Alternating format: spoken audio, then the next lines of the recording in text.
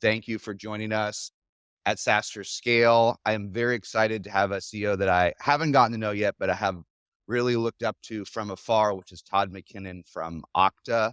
So many interesting things about the company to me. The identity space and the login space are always interesting. Goodness, why is it so hard to deal with logins and passwords and identity after all these years? So I've always had a personal interest for a while. And it's also a very interesting space that in some ways might have seemed niche, and today is a $30 billion security and identity leader. So super excited to have you here, Todd. Thank you for joining everyone here at SaaStr. Yeah, it's great to be here. I've been looking forward to this for a long time. So we'll talk on the next slide about building a category. Broadly speaking, identity is not a new category. Like Microsoft owned a big piece of this. But what was the big bet? What was the big bet that Okta rode to its current $30 billion heights? When I talk about this one, it's obvious, but it's one of those obvious principles that is so obvious that sometimes it gets missed, and it bears restating, which is you can't, if you're going to be successful in a new market, you like for right now, you couldn't start an online bookstore, right? Yes. You have to do something that's novel and something that's directionally correct with where the trends are going that give you an advantage. And that's the easy part. The hard part is that the reason that things are unknown and the bets are not certain is because no one knows them. So in the early days, the high order bit by far is making sure that you pick the right market or you pick the right differentiation within that market. It can make you successful more than anything. It can make you fail more than anything. It's not the only determinant of your success, but it's by far the high order bit. And for us, it was basically that the identity problem, the multiple logins, the security, the authentication has existed since the first computer. And different generations of technology had different versions of identity. The bet for us was that there's really two parts of it. Kind of one was that it would be a big enough problem in the future to build a large independent company, because previous generation, a lot of the vendors were niche or they got picked up by bigger companies and never were independent and surviving the test of time. And then the second thing was that there would be so much cloud in the world and that there would be a cloud alternative for everything. It would actually make sense to have your security and your login and your identity be in the cloud, which back in 2009 was not obvious. That's true. That was seen as crazy, right? I can't trust my credentials in the cloud. Exactly. Yeah. The cloud is like my salespeople are doing something with it out. They got some content, maybe an HR system, but I'd never do my infrastructure. I'm a data center person where we have our servers and whatnot. I don't know about that cloud stuff. As an outsider, it seemed like Okta, I'm sure it didn't feel that way to you, but it seemed like Okta broke out relatively early, but there were competitors that Okta pulled away from. And it was interesting. You chatted about how being truly enterprise, staying up, right? Uptime and security were actually more critical than features for you pulling away.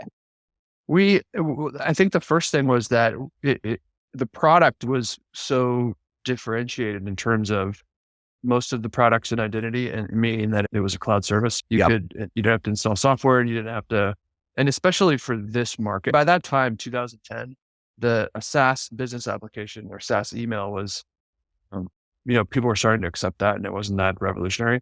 But the people that were dealing with identity technologies, they're installing Microsoft Active Directory, or they're doing Computer Associates identity.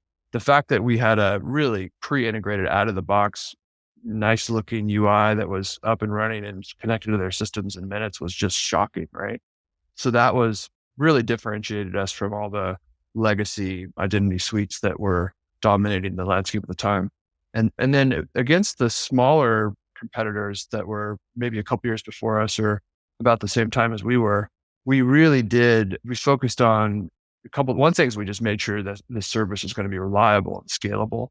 And then we also spent I remember we spent 7 or 8 months just engineering the fact that we didn't have to take it down for maintenance.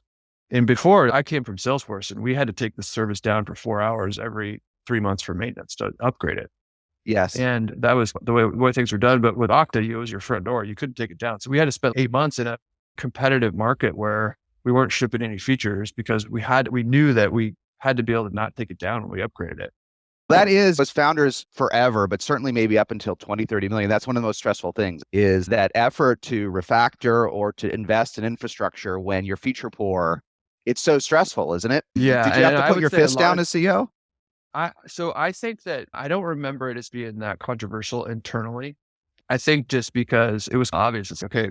All right, guys, what are they going to say when we tell them to take the service down for 4 hours? They're going to be like, no. So that one was non-controversial. But I do think I think a lot of people we're talking about how this worked out well for us, but I think a lot of early companies do too much refactoring and too much perfecting of the architecture. Being successful in the marketplace and getting momentum with customers can make up for a lot of sins and give you a lot of time and effort and flexibility to refactor. All the amazing big companies like Facebook and Google and these companies all refactored 3 times. They do, but I wonder, and you were pretty senior in engineering at Salesforce, right? You were Yeah. VP level. You were one of the leaders. No, I was running engineering. Yeah. All of engineering. Yeah, I should have. Yeah. To me, it's harder in SaaS and cloud a lot of times. In B2C, it's complicated, but it's more modularized. You can take pieces out. I go on LinkedIn every day and my post feed breaks for an hour or two, but no one really knows. Okta can't ever go down, can it? It is so meta. It can't ever go down. I'm not saying once you make it, you can refactor it, bring it Yeah. all down. I'm Yeah. just saying you get some more breathing room to do it behind the scenes. Yeah. The question I'd ask for advice for founders, even for me, because I still find the topic stressful and cathartic, is how much, on the one hand, you had to take these 8 months out, right, to make up for your Yeah. technical debt. And we all have technical debt. On the other hand, you were going very enterprise in many ways. You were doing that so you could be the enterprise winner and own reliability. And so how much of a hack can we live with? How long can we be? Because you probably have had the opportunity to think about this more than anyone. How much, on a scale of 1 to 10 of the hacky scale, how much was Okta hack before you spent 8 months building that reliability? I can't say Okta and hack in the same sentence. No, it's my too legal scary. people. We still have debt today, so I don't mean to imply that we've No debt. perfected this by any degree, but I think it really matters. I think you have to be honest with yourself about when you do take out time from delivering directly visible customer features to work on refactoring or architecture. You have to make sure that it's going to have real benefit, right? Like it's like the benefit of not taking it down for maintenance. We could say it in one sentence clearly. The benefit of going to the new JavaScript framework because it's the cool new thing. Yes.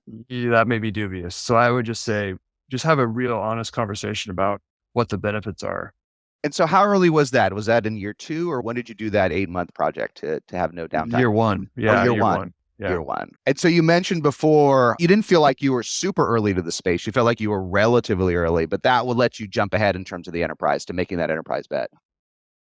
Yeah, that's right. I think that we did a better job on reliability and the robustness against some of the competitors that were starting in the cloud and at our same size and stage. And then the other thing that helped us was, and I think it's probably go-to-market there's lots of theories about the best way to best go-to-market strategy and so forth. The one thing I've learned is that it's dangerous to generalize, and it's very very market specific. There's good principles that apply on different kinds of go-to-market, but the right go-to-market for you is it's pretty market dependent. And for us, the fact that we were doing this security in the cloud, this thing that was highly, at least in the early days, was going to be very reference based, the selling, the people that trusted other people that used it. So we really went hard in on direct sales, and we raised a lot of money and we hired salespeople. The first 50 customers, the first 100 customers, I probably at some level personally sold a lot of them, right? Got it. Trust me, I could build this. It's going to work. You're not going to look foolish when you're the only one doing this. And that helped us get it going. Definitely the classic enterprise playbook. Bring in the CEO, leverage his background, sell high and sell on trust. We will deliver this for you. Did you have, and I wanted, because you talked about trends that you bet on, and let's talk about cloud versus mobile versus developer, because that was a fun conversation. But when we talk about those early days, for the long tail, how many apps did Okta have to have on the login side? Even back then, the average enterprise probably had 100 apps, including some that you barely touched, right? Yeah. I remember when we got, I think we did something smart as well, which is we talked to customers very early. It was customer development from the very early days. Yeah. And we got the product out there and sold and being used very early. I remember the first customer we had there were 2 apps. There was Salesforce and Google. Still And then around today. exactly. We had, instead of two logins, you had one login to two. It was great. But it was in the strategy for figuring out which we built a nice extensible platform so we could connect to other applications easily. But the strategy was basically the first 10 customers, we asked them, what did they have? Yeah. And we integrated those, and then we kept going and kept going. And pretty soon we got the kind of the fat into the distribution where it was the common ones. And then for a long time, it took a while to start to work down the long tail. But that's when the benefit of this became really clear, when you could go into a company and you could cover 90% of the apps they have. Right. Got it. So I would say that the fat part of the tail, very common apps everyone has, got us started. But I would say within a couple of years, we built out our catalog so that you could get enough down the long tail with some customization tools to get to everything, that you could deliver the value proposition of, hey, we can cover everything. Because customers do want everything covered. They do. So in the early days when you came in, you had Salesforce and Google. Those make sense. But when someone had a Microsoft Dynamics instance or an SAP instance, or instead of Workday, they had another application, how did you handle that when you were meeting with a big account? Did you just quietly go off and build it and wave your hands? Or did you convince them to have 80% of their apps in the federation? Or how'd you handle that scenario? Because it happens to a lot of us. Yeah, and the other thing especially in the early days, there would be a use case, right? For example, we got really good at delivering the value proposition of, hey, you're going to use Box. We'll connect Box to your on-premise directory. So it won't even be multiple apps. It'll just be, you can use your Windows network password to log into Box, which is much easier for the users. So it's like coming at a slice of it. And then maybe they would add, hey, you're also using the email app and Salesforce automation, so you can add those, and it would extend over time. But I think that the other key thing here too is that some of the vendors in the space were very protocol specific. They're like, oh yeah, everyone's going to work on our protocol, and then someone's going to do the work back to us. We were like that. We were like, we're going to do the work. What do you have? Okay, 10, we can do that. Make it work. And then what happened over time is that we got enough customers that then people would come to us and use our APIs to integrate to our platform. Yes. So I think the lesson there is, I think Paul Graham talks about doing things that aren't scalable. Don't try to make it too perfect in the beginning. You got to do things that aren't scalable, like just scrappy and get it done, and then let the momentum build around you. But so you had the API, but you did more of that unscalable work for longer. You built more of the integrations yourself. Yeah. Because a lot of us hope that this API we build in year one, that developers will go onto it, and it's great, but it's a good lesson. You may have to carry that a lot longer than you think, right? Yeah, and I think there's another lesson about, it's in the slides, it's about listening to the customer. And you have to, it's a delicate balance between literally doing what the customer says and then combining that with your own vision of what's right for the company. But I think a lot of times companies make the mistake of not listening to the customer enough. And our customers were telling us they want a bunch of apps. They don't want protocols. And I want to come to that customer point, but let's hit one thing, because it was so interesting in the earliest days about which bets you have to get right. And so that we talked about 3 bets that Okta is still working on today. There's cloud, which ended up being an A+, with an important note that going enterprise was the winning strategy here. It's not in every category, but it really worked. There was mobile that you felt you were late to, but survived, right? And then there's developer, which you took a while to invest as heavily as you did in cloud. So what did you learn about where to place your bets? I think the big thing is that, I guess it can be comforting or it can be disconcerting depending on how you look at it, which is if you don't get one A+, if you don't get one big bet, you're probably going to struggle. So that could be comforting because you'll have to get one right, or it could be stressful because you're not sure. And then beyond that, I think you don't have to get everything perfect, right? These companies that are successful you're not like 19 for 19 on all the bets. So I think for us, as you said, we started in 2009 and started going to market, and right after the iPad and the iPhone were really rampant.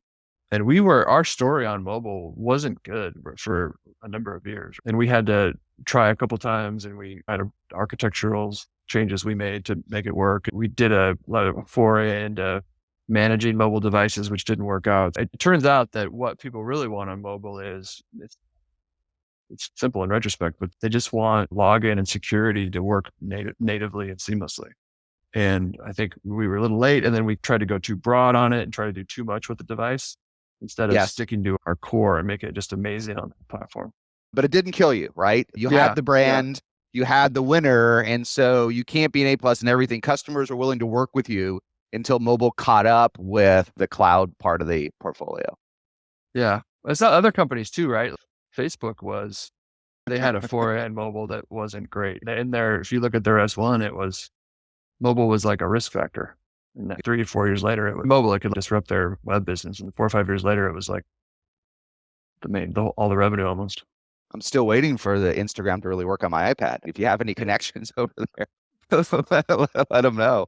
It's true. And then developer was interesting because developer in some ways is a different sale, as we talked about before. When you were so enterprise and so IT focused, then maybe developers were not as big a focus in the early days.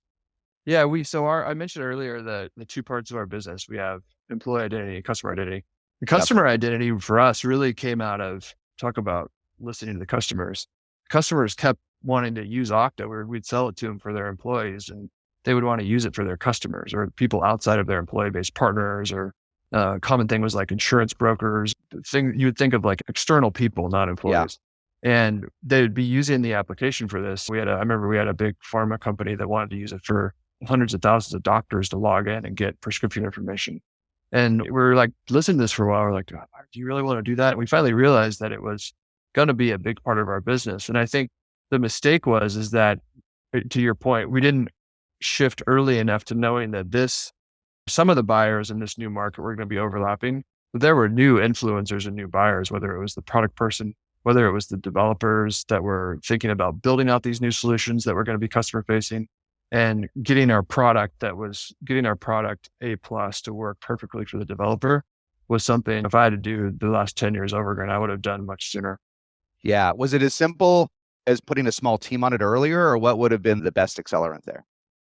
Ironically, I think that it's the opposite of that. It's much deeper than just having APIs or just having a good website. It's because the thing about developers is they're smart, right? Once they get past the website and the API, they realize the core of the architecture, how it's built. Yeah.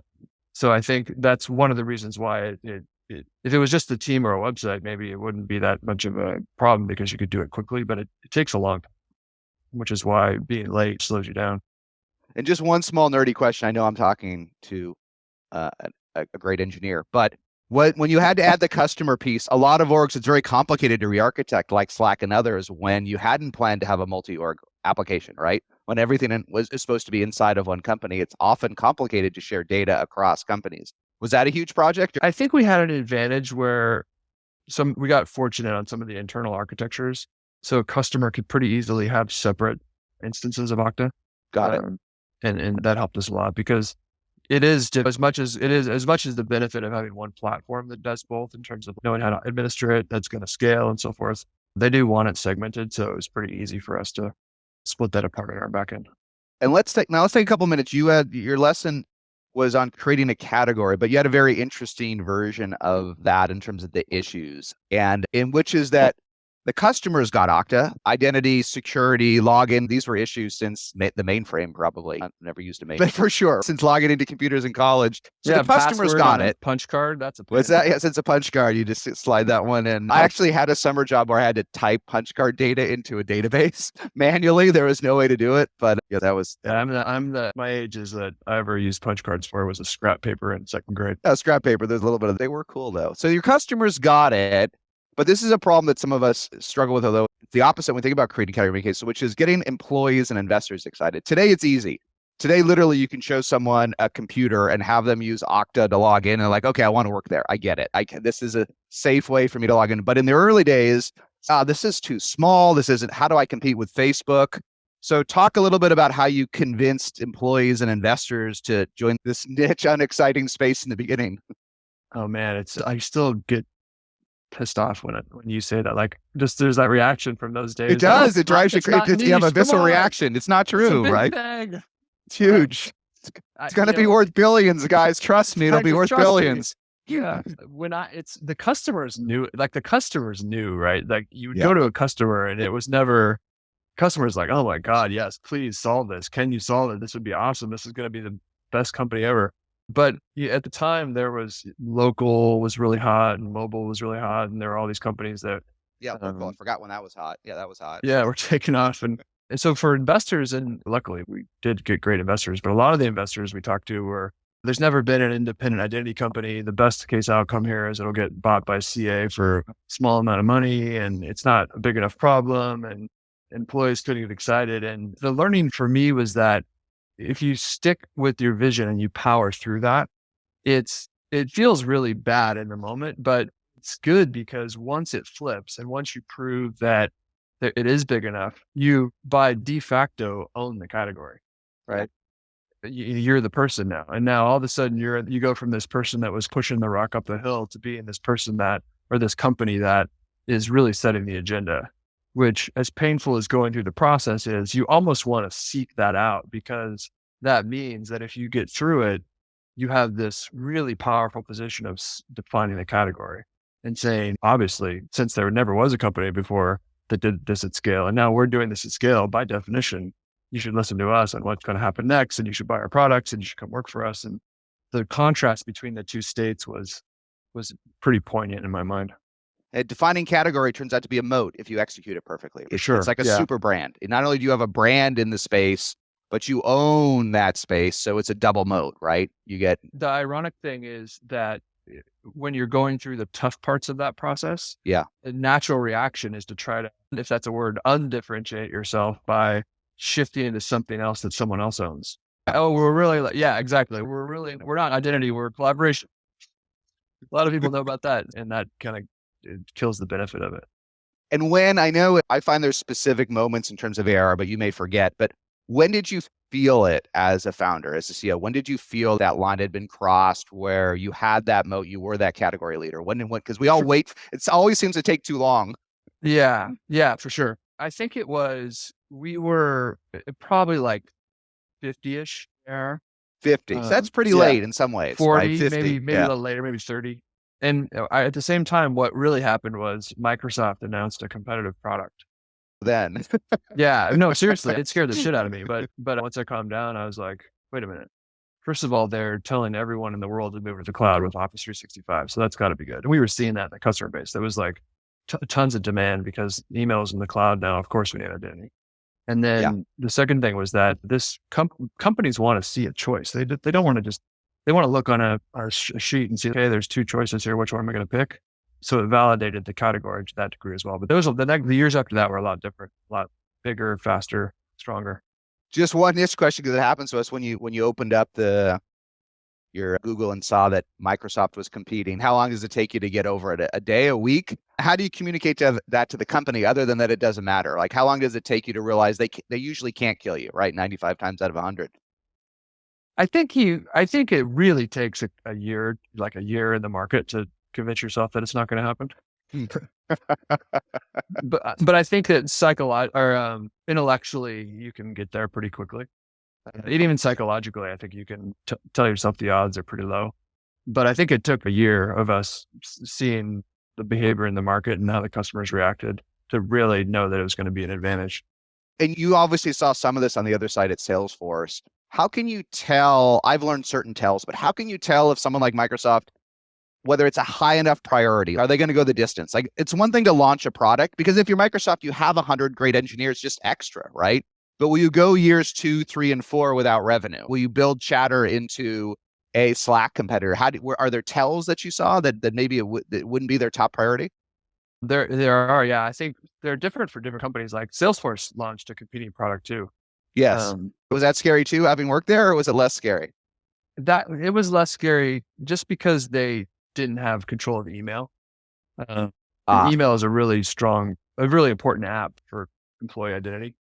And this was when the company was 100% employee identity. Now it's about 25% customer identity. So anyways, so Salesforce was less scary just because of that. But I remember that when they announced it, it was not even part of Dreamforce. They leaked it before Dreamforce, like as a pre-leak. And once they did that, I knew they weren't serious about it. Oh, I might have guessed it was the opposite. It's we're gonna promote it twice. We're gonna leak it, and then we're gonna promote it. And then it didn't show up at Dreamforce. Oh, it did show. Then you knew. You knew. Yeah. And with Microsoft, what the tell was what the features they were delivering were, you could tell that they weren't doing things for identity. They were doing things for Office 365. So they were doing I things to see. make Too focused on them as their own vendor, right? yeah, exactly. Yeah.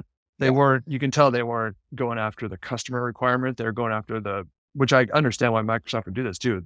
They're making sure that the $20 billion communication collaboration business thrive. And that was, I think, Well, that's where you can almost always win, right? If the big guy is focused on a single cloud or a single app and you're going multi-cloud, multi-app, it's impossible. They're never going to have the investment, the Salesforce or Microsoft, at someone that's going to serve hundreds of vendors, right? They'll never have it, will they? yeah, it's just it looks on the surface. A lot of people, especially in technology, people look at products and they overfit different products to being the same, right? So they'll look at our identity and Microsoft's identity and they'll say, oh, they're both identity. It's the same. They're competing. But the reality is that it's when you really get into the details, an independent identity product that's going to connect you to multiple clouds and multiple Yes. systems is pretty different than It's what pretty they different. have, which is pretty coupled to their environment. And I don't know if this happens at Okta, but it happens with a lot of other vendors with similar dynamics.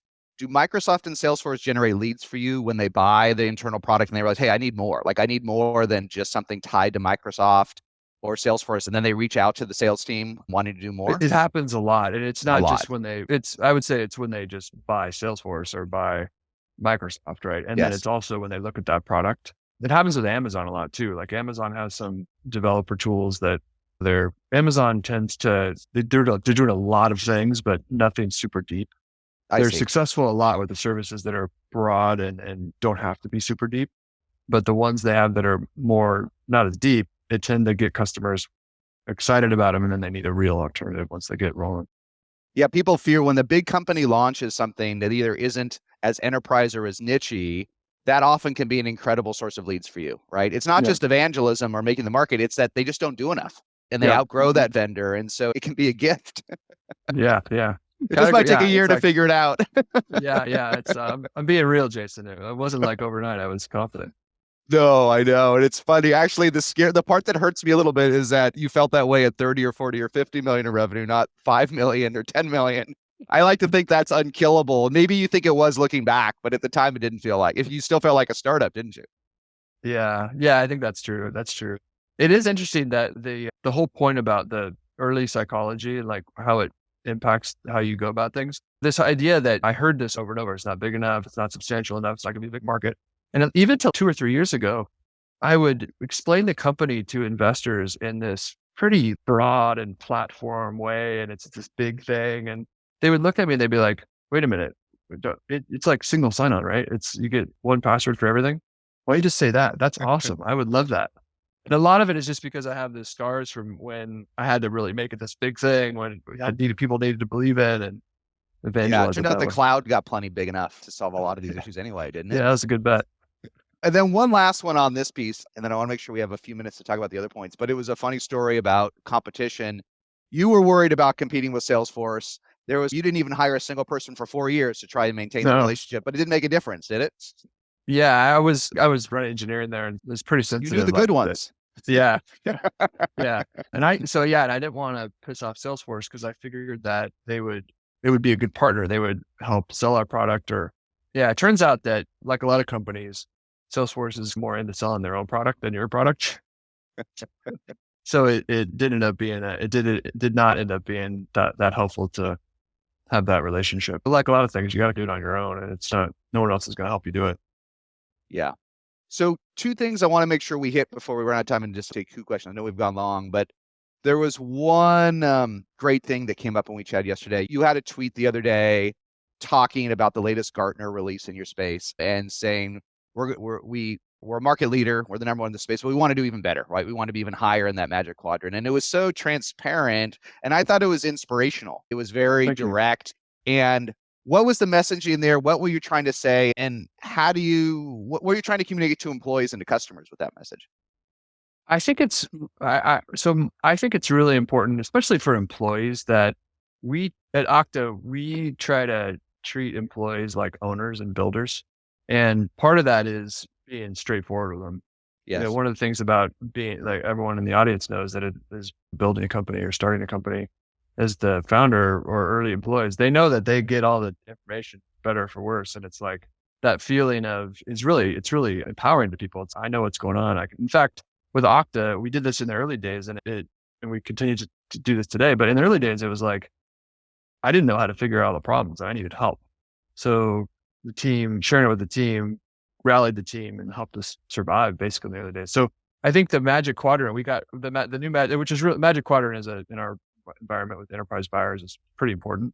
And last year we were like way up in the leader position. And this year we came down a little bit. The other competitors got around us and caught us a little bit in the quadrant. And everyone's bummed out when that happens, right? Everyone, And then, right? and then Yeah. everyone's natural reaction is, oh, we got to how are we going to spin this? Are we going to say that maybe we blame Gartner? We say they didn't do the good job, or, oh, it's the competitor. Microsoft paid them a lot of money. It's all this crazy ideas that aren't true at all. And so I felt like the best thing to do would just be tell the employees that, hey, I'm disappointed. And here's what the feedback was. And by the way, we need to listen to feedback. We have a lot of things we could do better across the board. And this is a good source of feedback. We might not like it, but let's take the feedback and get stronger.